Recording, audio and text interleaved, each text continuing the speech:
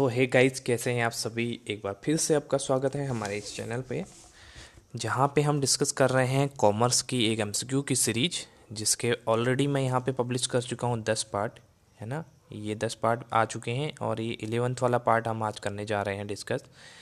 अभी तक आपने अगर हमारे उस एमसीक्यू के पार्ट्स को नहीं देखा है तो पहले उनको देख लें। उसमें काफ़ी क्वेश्चंस हमने डिस्कस किए हैं, चाहे वो न्यूमेरिकल पार्ट्स के हों, थ्योरेटिकल पार्ट्स के हों, या सारा जितना भी हमारा सिलेबस है वो एकदम से कवर किया हुआ है ना। तो उसको आप जाके देख सकते हैं। उसकी मैंने चैनल पे अलग से प्लेलिस्ट बनाई है अकाउंटिंग एमसीक्यू करके, तो उसको आप चेकआउट कर लें।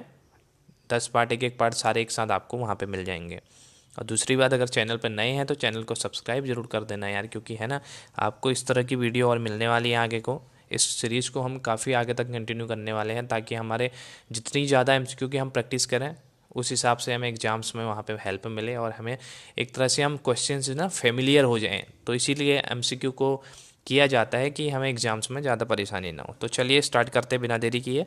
आज के 15 जो मोस्ट इंपॉर्टेंट क्वेश्चन हैं उनको हम यहाँ पे डिस्कस कर रहे हैं। पहला क्वेश्चन है, the liability of A sole proprietor is. देखो यहाँ पे लाइबिलिटी वाला मैंने पहले भी बताया था, पहले शायद उसका आया था किसका, पार्टनरशिप फर्म का आया था। तो पार्टनरशिप फर्म के केस में लाइबिलिटी मैंने बताया था कि अनलिमिटेड होती है, ठीक है। पार्टनर्स के जो पर्सनल एसेट है उसको भी यूज किया जा सकता है लॉस को कंपनसेट करने के लिए, ठीक है, लॉस का पेमेंट करने के लिए। तो यहाँ पे सोल प्रोप्राइटरशिप का बोला है, तो सोल प्रोप्राइटर के केस में हमारे लाइबिलिटी क्या होती है। पहला ऑप्शन है, limited to the extent of his capital invested in the business. B है, limited to the extent of the value of the business asset. Third है, limited to the extent of the value of the business assets and his all private assets, या none of the. देखिए, sole proprietor में क्या होता है, C option सही होता है, limited to the extent of the value of the business assets and his all private assets, ठीक है। एक लिमिट तक यहाँ पे एक्सटेंड होती है और उसमें अपनी प्राइवेट एसेट्स भी इंक्लूड हो सकती है अगर वो लॉस को पूरा न कर पाए। तो इस तरह से आपका सी ऑप्शन इसका सही है। अगर इसकी जगह पे पार्टनरशिप फर्म आ जाए तो यहाँ पे हम अनलिमिटेड वाला ऑप्शन को यहाँ पे चूज करेंगे। चलिए नेक्स्ट क्वेश्चन है, which of the following document defines the scope of the companies activity.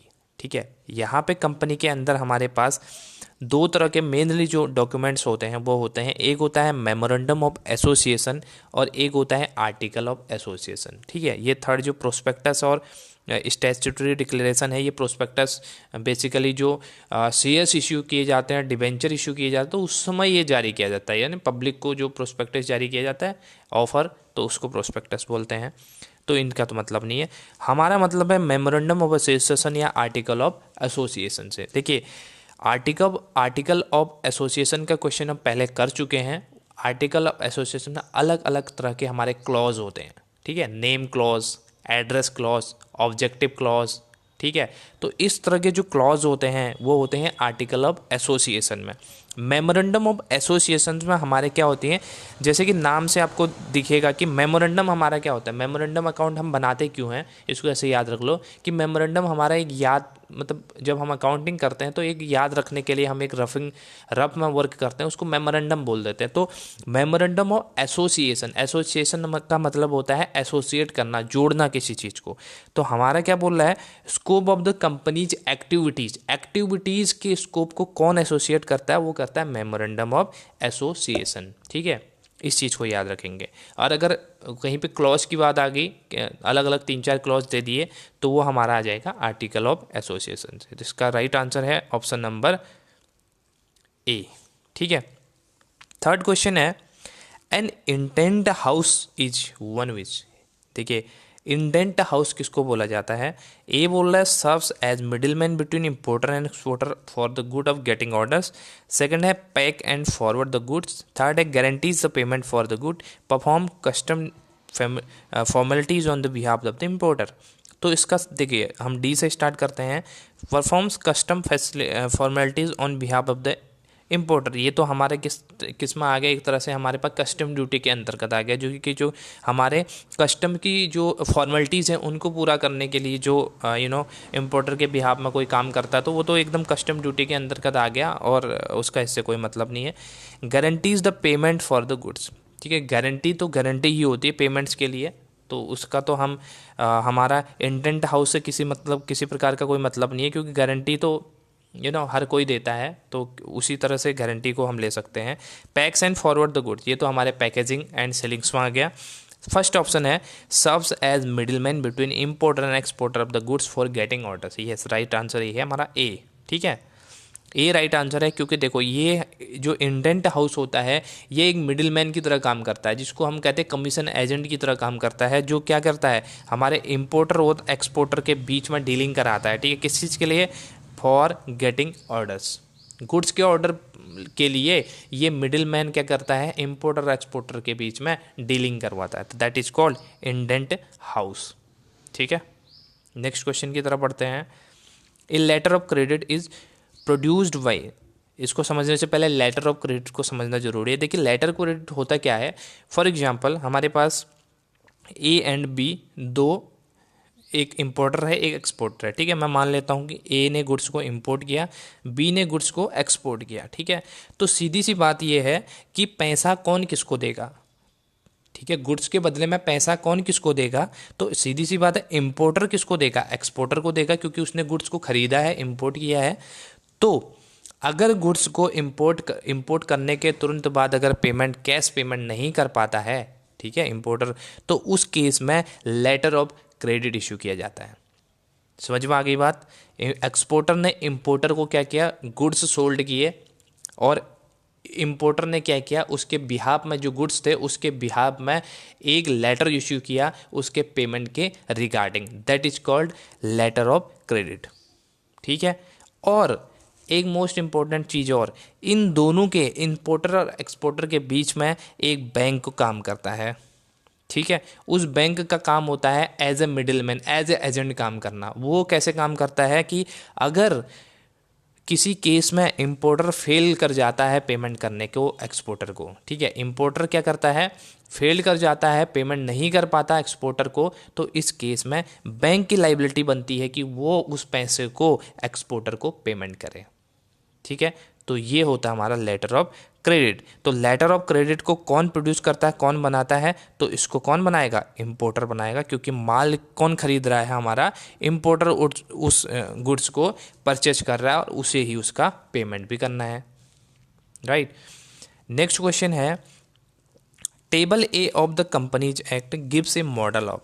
देखो ये सीधा सा क्वेश्चन है, इसको ये क्वेश्चन शायद 2 या 3 बार पहले भी आ चुका है घुमा के, लेकिन यहाँ पे सीधा पूछ लिया कि table A of the companies act gives a model to, यानी कि ये कंपनीज एक्ट हमारे जो एक कंपनी का डॉक्यूमेंट होता है उसकी अब्सेंस में टेबल ए यूज होता है। तो वो कौन सा डॉक्यूमेंट है जिसकी एब्सेंस में हम टेबल यूज करते हैं, वो है आर्टिकल ऑफ एसोसिएशन।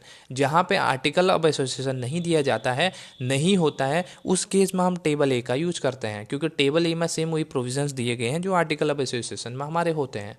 ठीक है, तो इसको ऐसे याद कर सकते हो कि टेबल ए एंड इसका भी आर्टिकल का फर्स्ट ए। ठीक है, ए याद हो जाएगा आराम से। ठीक है, तो नेक्स्ट क्वेश्चन है, इसका क्या था, आर्टिकल ऑफ एसोसिएशन। याद रखना मेमोरेंडम नहीं है, क्योंकि article A for table A.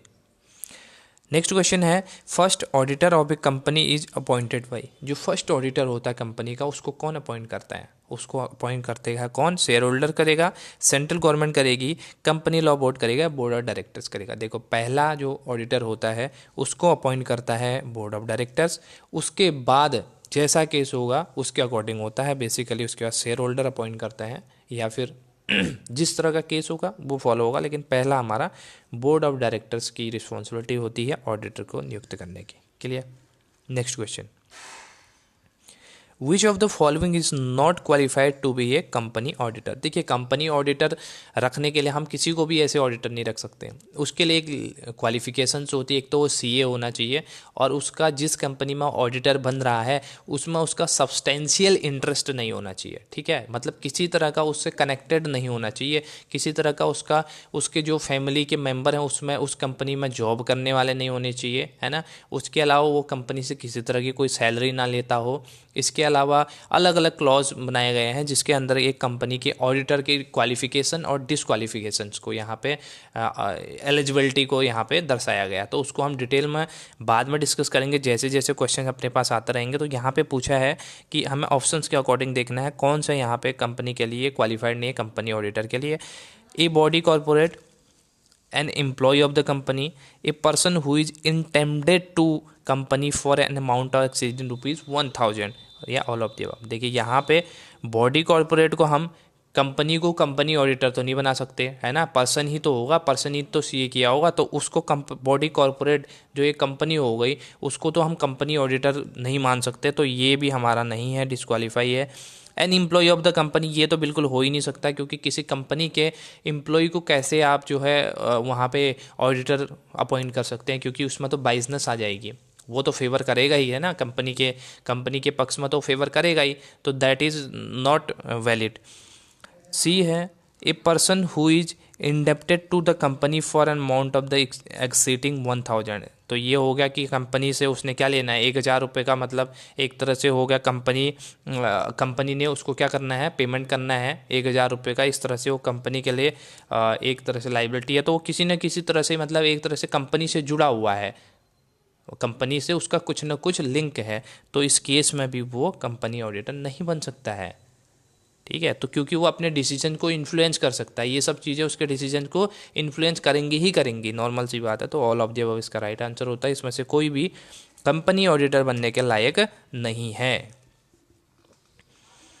8th question, which of the following statement is correct. पहला है valuation is a part of verification, second है verification is a part of valuation, valuation has nothing to do with verification, या none of the above. देखो, दो चीज़ें समझनी है, इसका क्वेश्चन पहले भी कराया हूँ, एक इनडायरेक्ट क्वेश्चन था, इस बार डायरेक्ट पूछ लिया है कि कौन किसका पार्ट है। देखो, एक होता है वैल्यूएशन और दूसरा होता है वेरिफिकेशन। ठीक है, वैल्यूएशन हम कब करते हैं, वैल्यूएशन मैंने इसका एग्जांपल्स भी दिया था। अगर मैं शॉप पे जाऊंगा, ठीक है, शॉप पे गया मैं, मेरे को अगर वेरीफाई करना है कि मैं ये शॉप उसी दुकानदार की है, तो मैं उसके अंदर क्या करूंगा, उसकी ऑनरशिप चेक करूंगा, है ना, उसकी वैल्यू, मतलब उसकी कितनी वैल्यू है, कि वो कैश काउंटर पे बैठ रहा है या सेल्समैन है, उस तरह से, मतलब मैंने एक एग्जांपल दिया था, उसकी वैल्यू को मैं चेक करूंगा। तो वो सब किस में आ गया, वेरिफिकेशन में आ गया। ठीक है, वेरिफिकेशन अपना क्या है, एक लार्ज टर्म है, उसके अंदर हमारा वैल्यूएशन आता है, क्योंकि वेरिफिकेशन के अंदर हम अलग अलग चीज़ों को यूज करने के बाद ही किसी चीज़ को वेरीफाई करते हैं। ठीक, वैल्यूएशन तो जस्ट वैल्यू है, वैल्यू करना है। जैसे मैंने बोला लैंड एंड बिल्डिंग मेरी 4 लाख की है, तो दैट इज़ द वैल्यूएशन, हमने उसकी वैल्यू को लगाया कि 4 लाख की है तो 4 लाख हो गया। तो इसका मतलब ये नहीं है कि हमने उसको वेरीफाई कर दिया, उसके अंदर हमें उसकी ऑनरशिप भी चेक करनी पड़ेगी। ठीक है, 3 चीज़ें बेसिकली हम चेक करते हैं। पहला हमारा होता है वैल्यूएशन, किसके अंदर, वेरिफिकेशन के अंदर। वेरिफिकेशन हमारा बड़ा टर्म है, उसके अंदर वैल्यूएशन आता है। वेरिफिकेशन में हम क्या क्या चेक करते हैं, पहला हमारा वैल्यूएशन करते हैं, दूसरा हम उसकी लीगल एग्जिस्टेंस चेक करते हैं कि वो है, सच में है या नहीं है, या हवा में बातें हो रही हैं, और तीसरा हम उसकी क्या करते हैं, ऑनरशिप को चेक करते हैं। तो इस तरह से हम अपने डिसीजन पे पहुंचते हैं, हाँ ये वेरीफाई कर दिया हमने, ये इसकी एसेट है, इतने रुपए की है, यहाँ पे सिचुएटेड है, इस तरह से। ठीक है, तो 3 चीज़ें आपकी किस में आ गई, वेरिफिकेशन में आ गई। तो सीधा सीधा अपना ऑप्शन नंबर ए सही हो जाता है, valuation is a part of verification. Verification अपना क्या है, वाइडर टर्म है, where valuation is a narrow term. ठीक है, उसके अंदर का एक स्टेप है। Option number A is right. I think ये क्लियर है। Okay, let's move to next question. 9वां क्वेश्चन हमारा, test checking refers to. Test checking क्या होता है, testing of accounting records, testing of honesty of the employees, intensive checking of A select number of the transaction, checking of all transaction recorded. देखो, test checking जैसे कि test हो, देखो इसका मतलब क्या हो गया, इसका सीधा सीधा ये है, intensive checking of A select number of the transaction. ठीक है, हम ऐसा नहीं है कि हम सारे ट्रांजेक्शन्स को हमने देख लिया। अगर हम सारे ट्रांजेक्शन्स को हमने देख लिया, उसको चेक कर लिया, उसको वेरीफाई कर लिया, तो ये तो ऑडिटिंग हो गई, है ना, तो वो टेस्ट चेकिंग कहाँ से हो गई।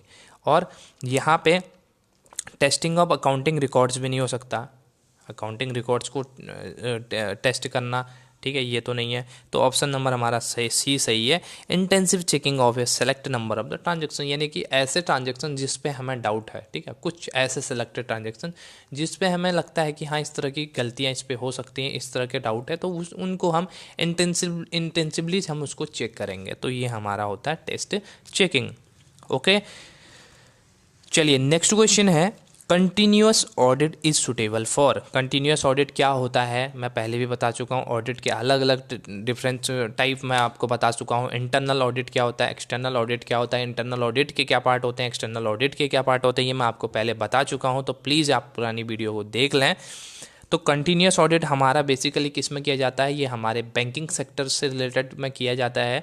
लेकिन इसमें बैंकिंग सेक्टर नहीं है तो इसकी जगह पे हम कह सकते हैं कि big institutions in the sense कि जहाँ पे ज़्यादा काम होता है, ठीक है। वहाँ पे देखो एक दिन के अंदर ही इतनी ज़्यादा ट्रांजेक्शन हो जाती हैं कि उसको मेजर करना बहुत एक टिपिकल टास्क हो जाता है। तो इसीलिए यहाँ पे कंटिन्यूअस ऑडिट किया जाता है। क्योंकि देखिए जो ईयरली ऑडिट होता है, एनुअल ऑडिट होता है, उसमें करेंगे तो उस एकदम वर्कलोड बहुत ज़्यादा बढ़ जाएगा, रिकॉर्ड्स इतने ज़्यादा हो जाएंगे। तो इसलिए जो बिग इंस्टीट्यूशंस हैं या हमारे जो फाइनेंशियल सेक्टर के इंस्टीट्यूशंस हैं तो वहाँ पे कंटिन्यूअस ऑडिट किया जाता है कि ताकि हमारे डे टू डे एक्टिविटी वहीं पे सेटलमेंट हो जाए, कि वहाँ पे कोई गलती है तो उसको वहीं पे सेटलमेंट कर सके उसी टाइम पे। इसीलिए कंटिन्यूअस ऑडिट किया जाता है। तो उसका ऑप्शन नंबर ए हमारा सही हो जाता है, 10th का ए। 11th का है which of the following statement is are correct, यानी कि इसमें से कौन से स्टेटमेंट आपके करेक्ट हैं। Internal control includes quality control, पहला ऑप्शन ठीक है। सेकंड है internal control in compulsory for the all forms of the business organisation. Internal control helps external auditor to design suitable audit programme for clients organisation. पहला option internal control includes quality control, मैंने पहले ही बताया था। Internal control भी मैंने आपको बताया था। तो सीधी सी बात है, हमारा इंटरनल कंट्रोल और इंटरनल ऑडिट हमारे क्वालिटी कंट्रोल के लिए किया जाता है। ये पहले भी हम डिस्कस कर चुके हैं, ठीक है। अपने मैनेजमेंट की जो इफ़िशियंसी है या मैनेजमेंट कंट्रोल है उसको बढ़ाने के लिए हमारा क्या किया जाता है, इंटरनल कंट्रोल किया जाता है। तो ऑप्शन नंबर ए तो अपने पास सही हो जाता है। सेकंड वाला internal control is compulsory for all forms of business organisation, बिल्कुल गलत है क्योंकि कंपलसरी है ही नहीं, ठीक है। कंपलसरी होता ही नहीं है। और कंपलसरी ये करवाते क्यों हैं, क्योंकि अपने फर्म्स को हम अच्छा बना सकें, अपनी कंपनी को हम अच्छा एक तरह से हम क्वांटिटेटिव टर्म्स में तो हम एक्सटर्नल ऑडिट करते हैं, लेकिन क्वालिटेटिव टर्म्स में हम अपनी कंपनी को ग्रोथ करें, इसके लिए यहाँ पे इंटरनल कंट्रोल किया जाता है। तो ये किसी के लिए कंपलसरी नहीं है, ये वॉलंटरी है, जो करना चाहें कर सकते हैं, ना करना चाहें नहीं करें, ठीक है। थर्ड है internal control helps external auditor to design suitable audit programme for client organisation. बिल्कुल, देखिए जैसा हमारा इंटरनल कंट्रोल रहेगा, इंटरनल कंट्रोल हमारा अच्छा है तो उसी हिसाब से जैसा कंट्रोल है उस हिसाब से ऑडिटर क्या करता है, अपने जो ऑडिट प्रोग्राम है उसको डिजाइन करेगा, ठीक है। जिस तरह के एम्प्लॉयज़ होंगे, जितने डिपार्टमेंट्स होंगे, है ना, उस तरह से वो अपने जो ऑडिट प्रोग्राम है उसको कंडक्ट करने के लिए उसको डिजाइन करता है, तो उसको उसमें हेल्प मिलती है। सही बात है। तो हमारे पास ऑप्शन 1 और 3 अपने पास राइट ऑप्शन है, जो कि ऑप्शन नंबर डी है, ठीक है। नेक्स्ट क्वेश्चन पर की तरफ बढ़ते हैं। विच of the following is a part of the usual content of the current file and audit working paper है। ये कौन से ऐसे पार्ट, ये इस तरह के जो आपको ऑप्शन दिए हैं इसमें से कौन से ऐसे रिपोर्ट्स हैं या कौन से ऐसी फाइल्स हैं जो आपके यूजुअल कंटेंट हैं, यानी कि जो नॉर्मल वे में जो ऑडिटर है वो यूज करता है ऑडिट पेपर के अंतर्गत, तो कौन सा है आपका। पहला है a copy of account on which auditors are reporting, ठीक है। नॉट ए पार्ट बोला है, ठीक है, नॉट ए पार्ट, सॉरी। यहाँ पे ऐसा कौन सा नहीं है जो अपने नॉर्मल यूजुअल वे में ऑडिटर यूज करता है अपने वर्किंग करने के लिए उस चीज़ को। तो पहला है a copy of accounts on which auditors are reporting. B है ऑडिट प्रोग्राम। थर्ड है मिनट ऑफ द मीटिंग्स। 4 है memorandum of association and article of association. अगर हम फर्स्ट से स्टार्ट करें, एक copy of accounts on which auditor are reporting, ये तो इसका डॉक्यूमेंट होता ही है, यूजुअल डॉक्यूमेंट होता है, ठीक है। इसके बिना काम कैसे चलेगा। ऑडिट प्रोग्राम, बिल्कुल उसको ऑडिट प्रोग्राम कंडक्ट करना पड़ेगा, ऑडिट प्रोग्राम को डिजाइन करना पड़ेगा, उसके बाद ही वो क्या कर पाएगा, अपने ऑडिट प्रोग्राम को चला पाएगा, ये तो होता ही है। मिनट्स ऑफ द मीटिंग, यानी कि ऑडिट की जो मीटिंग हो, जैसे उसने ऑडिट को एक ऑडिट प्रोग्राम को उसने क्या किया, कंडक्ट किया, तो उसमें उसने क्या किया, डिफरेंट टाइप्स की जो मीटिंग्स हैं या इस तरह की चीज़ें हैं या न्यू मीटिंग्स जो करनी है, तो उसका भी यहाँ पे वर्किंग होता है, तो ये भी हमारे लिए कंपलसरी होता है। लेकिन जो फोर्थ ऑप्शन है वो आपके वर्किंग पेपर के तौर पे नहीं जाते थे ऑडिट के, क्योंकि ये कंपनीज के पेपर हैं। क्या, memorandum of association, article of association.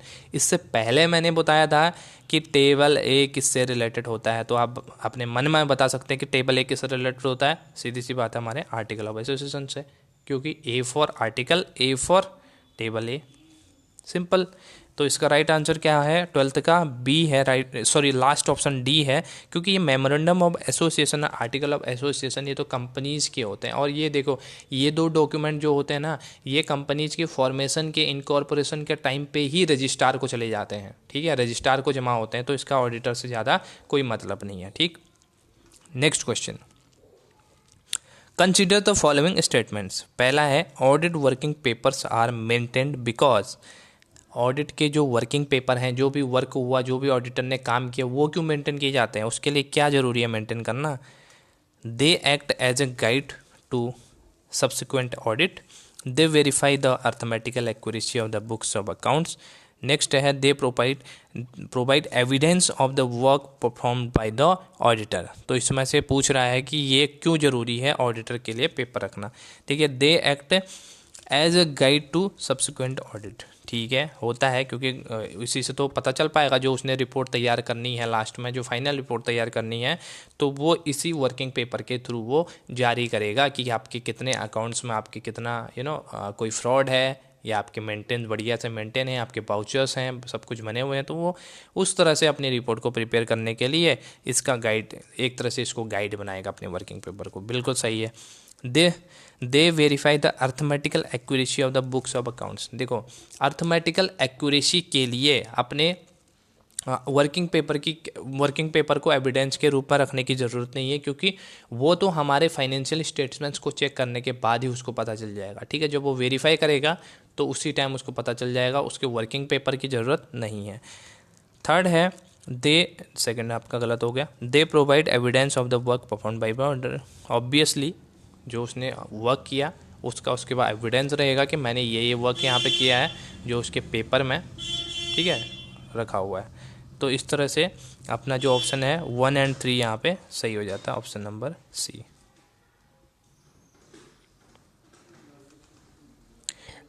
14th question है, the proportion of the labour in GNP, जिसको जीएनपी को बोलते हैं gross national product, becomes low due to the following reason, ठीक है। जीएनपी को समझना जरूरी है। एक होता है हमारा, एक टर्म होता है जीडीपी, एक होता है जीएनपी, ठीक है। जीडीपी किसको बोलते हैं, ग्रॉस डोमेस्टिक प्रोडक्ट, जीएनपी किसको बोलते हैं, ग्रॉस नेशनल प्रोडक्ट। अब इन दोनों में डिफरेंस क्या होता है, देखो, जीएनपी में हमारा जीडीपी प्लस वो factor, net factor income from abroad भी हमारा इसमें सेलेक्ट इंक्लूड रहता है। देखो, पहली चीज़ जीएनपी को समझते हैं, ग्रॉस नेशनल प्रोडक्ट, ये हमारा उन सब का टोटल होता है जब हम क्या करते हैं, जो इंडिया का रेजिडेंस है, कोई बंदा इंडिया का रेजिडेंस है, ठीक है, जो भी रेजिडेंस है, जितने भी इंडिया के रेजिडेंस हैं, उनके द्वारा बनाए गए टोटल कंज्यूम्स किए गए और प्रोड्यूस किए गए टोटल गुड्स को इसमें इंक्लूड किया जाता है, चाहे वो इंडिया के सीमा के अंदर हो, चाहे वो अब्रॉड में हो, लेकिन इंडिया का रेजिडेंस होना चाहिए, ठीक है। तो ये हमारा टोटल किस में आता है, जीएनपी में आता है, ग्रॉस नेशनल प्रोडक्ट में। अब जीडीपी में क्या आता है, जीडीपी में वो चीज़ें आती हैं जो हमारी सीमा के अंदर, हमारे देश की सीमा के अंदर कंज्यूम्स किए जाते हैं या प्रोड्यूस किए जाते हैं, ठीक है, चाहे वो इंडिया के द्वारा किए जाएँ, चाहे वो फॉरेनर के द्वारा किए जाएँ, लेकिन इंडिया के अंदर, इंडिया की सीमा के अंदर किए जा रहे हैं, तो it will included in GDP, gross domestic product, ठीक है। एक और वो बता देता हूँ मैं आपको कि टोटल कैसे निकालते हैं। देखो, पहला जीएनपी में हम क्या क्या इंक्लूड करते हैं, हम जीएनपी में करते हैं सबसे पहले जो पर्सनल एक्सपेंडिचर है, पर्सनल कंजम्पशन एक्सपेंडिचर है, आप इसको नोट भी कर सकते हैं, पर्सनल कंजम्पशन एक्सपेंडिचर, यानी कि जो हमने अपने कंज्यूम करने के लिए जो खर्चा किया पर्सनली खुद का, एक वो, plus private domestic investment. Private domestic investment मतलब जो अपनी देश की सीमा के अंतर्गत प्राइवेट इन्वेस्टमेंट हुआ है, प्राइवेट जो इन्वेस्टर्स ने खर्चा किया है वो प्लस हो गया। फिर प्लस करेंगे इसमें क्या, गवर्नमेंट का एक्सपेंडिचर। प्राइवेट का तो कर दिया, गवर्नमेंट का एक्सपेंडिचर, गवर्नमेंट ने कितना एक्सपेंडिचर किया वो भी इसमें इंक्लूड रहेगा। Plus net exports. अब नेट एक्सपोर्ट्स क्या होता है, नेट एक्सपोर्ट्स उसको बोलते हैं जब हम अपने एक्सपोर्ट में से इंपोर्ट को माइनस कर देते हैं तो हमारे पास नेट एक्सपोर्ट्स निकल के आता है। फॉर एग्जांपल हमने क्या किया, 10 करोड़ रुपए का हमने क्या किया था, एक्सपोर्ट किया, ठीक है। और उसके बाद हमने 5 करोड़ रुपए का आपने क्या किया, इंपोर्ट कर दिया। हमें जो चीज़ें हमारे पास अवेलेबल नहीं थी तो हमने क्या किया, इंपोर्ट किया। और 10 करोड़ जो हमारे पास नेट हमने प्रोड्यूस किया था उसको एक्सपोर्ट किया, तो अपने पास 5 करोड़ जो निकल के आएगा वो आपका आएगा नेट एक्सपोर्ट, ठीक है। टोटल जितना एक्सपोर्ट हमने किया क्योंकि उसमें से हमने इंपोर्ट को माइनस कर दिया, तो ये इसमें यूज होगा। ओके और एक इसमें माइनस होगी चीज़, ये तो हमने सारी चीज़ें प्लस की थी, सारे फैक्टर को प्लस किया था। माइनस कौन सा फैक्टर होगा, income earned with in the domestic accompany by foreign residence. क्या समझे, income earned with in the domestic accompany by foreign residence, यानी कि यहाँ पर जितने भी फॉरेन के रेजिडेंट्स हैं उनके द्वारा जो इनकम अर्न की गई है उसको हम अपने जितना भी हमारा एडिशन हुआ था उसमें से माइनस करना हमें पड़ेगा, तब अपने पास क्या निकल के आएगा, ग्रॉस नेशनल प्रोडक्ट अपने पास निकल के आएगा, ठीक है। और दूसरी चीज़ इसमें एक चीज़ और इंक्लूड की जाती है, वो की जाती है income earned bye residents from overseas. यानी कि मैंने पहले ही बात की थी ना, मैंने कहा था कि ओवरसीज से करे या इंडिया के अंदर रह के करे, लेकिन कंडीशन ये है कि वो इंडिया का रेजिडेंस होना चाहिए। तो बाहर से भी अगर पैसा आ रहा है इंडिया में, वो इंडिया का रेजिडेंस है, तो वो हमारे जीएनपी में कैलकुलेट किया जाएगा, इंक्लूड किया जाएगा उसको। ये तो बात रही जीएनपी की। अब बात करते हैं जीडीपी की। जीडीपी हमारा ग्रॉस डोमेस्टिक प्रोडक्ट होता है। जीडीपी के अंदर हम क्या करते हैं, हमें अपने जो इंडिया की जो सीमा है, बॉर्डर है, उसके अंदर जितना भी हमारा जो ओवरसीज का जो रेजिडेंस है या इंडिया का रेजिडेंस है, उन सब के द्वारा कितना गुड्स यहाँ पे प्रोड्यूस किया गया, कितना कंजम्पशन यहाँ पे किया गया, तो वो टोटल चीज़ें अपने किस में आती हैं, जीडीपी में आती हैं। जीडीपी में क्या क्या आएगा, private consumptions of the consumer spending, यानी कि जैसे हमने पहले किया था वो भी इसमें आएगा, जैसे हमने किसमें किया था, कैलकुलेट किया था जीएनपी में, ठीक है। उसी तरह से इसमें प्राइवेट हमने कितना कंज्यूम किया पर व्यक्ति ने, है ना, हर इंसान ने। प्लस गवर्नमेंट स्पेंडिंग, उसमें भी हमने क्या किया था, गवर्नमेंट एक्सपेंडिचर किया था, प्लस इसमें भी गवर्नमेंट एक्सपेंडिचर प्लस होगा। Plus capital spending by businesses, जो हमने उसमें कहा था कि प्राइवेट इन्वेस्टर, तो वही इसमें है कि प्राइवेट कैपिटल जो प्राइवेट इन्वेस्टर्स ने की वो कितना किया। प्लस नेट एक्सपोर्ट्स, इसमें भी नेट एक्सपोर्ट्स आएगा। नेट एक्सपोर्ट्स कैसे निकालेंगे, टोटल एक्सपोर्ट्स में से अपने इंपोर्ट को माइनस कर देंगे तो अपने पास नेट एक्सपोर्ट्स निकल के आता है। और ये बात रही हमारे किसकी, जीडीपी। तो जीडीपी क्या हो गया, इट इज़ अ मेजर, ये इस तरह से मेजर है किसका, तो value of the goods and service produced with in the countries border, ठीक है। तो कंट्री के बॉर्डर के अंदर जिस तरह के गुड्स और सर्विसेज यहाँ पे प्रोड्यूस किए जाते हैं उसको इंक्लूड किया जाए जीडीपी में। और इसका एक फीचर और होता है कि by citizens and non citizen alike, यानी कि दोनों के द्वारा, सिटीजन्स ऑफ इंडिया और नॉन सिटीजन्स ऑफ इंडिया दोनों के द्वारा, क्योंकि इसमें जीडीपी में इंक्लूड होता है और इस डिफरेंस जीएनपी में होता है कि उसमें नॉन रेजिडेंट्स को हम इनमें इंक्लूड नहीं करते हैं। तो ये और एक दूसरी और फीचर कि जीएनपी के अंतर्गत हमारे जो कंप्लीटली फिनिश्ड गुड हो गए हैं उनको हम इंक्लूड करते हैं, जो वर्क इन प्रोग्रेस है उनको हम इंक्लूड नहीं करते हैं, ठीक है। आई होप जीएनपी और जीडीपी आपको एकदम अच्छे से क्लियर है। सो ये था हमारा। तो इसके लिए बोल रहा है कि the proportion of the labour in GNP, यानी कि लेबर का जो प्रोपोर्शन है वो becomes low due to the following reason. तो ये हमारा कह रहा है कि ये लो क्यों होता है, किस रीजन के कारण इसको लो किया जाता है, लो हो जाता है। तो इसका सही आंसर हमारे पास होता है वेजेस लैग बिहाइंड प्राइस, ठीक है। ये हमारा wages lag behind price, B option, D option अपने पास सही है, ठीक है। बी नहीं, प्रॉफिट है, सॉरी डी ऑप्शन है, इट इज डी। तो ये हमारी रही। इसके बाद लास्ट क्वेश्चन अपने पास है, it is given that cost of good sold, cost of stock is 100, however its market price is 98 and RS 140 selling. If the market price is interpreted as the replacement cost then the stock should be valued at. देखिए यहाँ पे एक convention होता है, convention of conservatism, आपने सुना होगा, ठीक है, कन्वेंशन ऑफ कंजर्वेटिज्म। इसके अनुसार हम क्या करते हैं, अपने कंजर्वेटिज्म बना के चलते हैं, यानी कि हम बचाव करके चलते हैं अपना, यानी कि हम सेफ, जिसको सेफ चलना बोलते हैं ना, तो वो ये चीज़ होती है। इसमें हम क्या करते हैं, अपने स्टॉक को, जो हमारा स्टॉक है उसको किस प्राइस पर दिखाएंगे, जो हमारा मार्केट प्राइस है और अपना जो कॉस्ट प्राइस है, cost price and market price which ever is less है, उस पे हम अपने स्टॉक को दिखाते हैं। तो अपना क्या है, 100 हमारा क्या है कॉस्ट प्राइस है, मार्केट प्राइस 98 है, तो दोनों में से जो कम है उस पे हम उसको दिखा देंगे। तो अपना क्या प्राइस कितना हो जाएगा, 98 यहाँ पे प्राइस हो जाएगा। तो इस पे कितने पे दिखाएंगे, 98 पे। यूकेएसएससी का जो एग्ज़ाम हुआ था उसमें ये आंसर, ये इस तरह का क्वेश्चन दिया गया था, लेकिन उसका ऑप्शन गलत था, बाद में शायद उन्होंने रेक्टिफाई कर दिया था, सही कर दिया था। तो गाइज ये थे इस तरह के 15 क्वेश्चन हमारे पास। आई होप कि आपको कुछ सीखने को मिला होगा नया। नेक्स्ट पार्ट में हम कुछ न्यूमेरिकल करने की कोशिश करेंगे, है ना, कुछ न्यूमेरिकल्स आपके सामने लेके आऊँगा, बेसिकली जो मैनेजमेंट अकाउंटिंग और कॉस्ट अकाउंटिंग के मिक्स होंगे।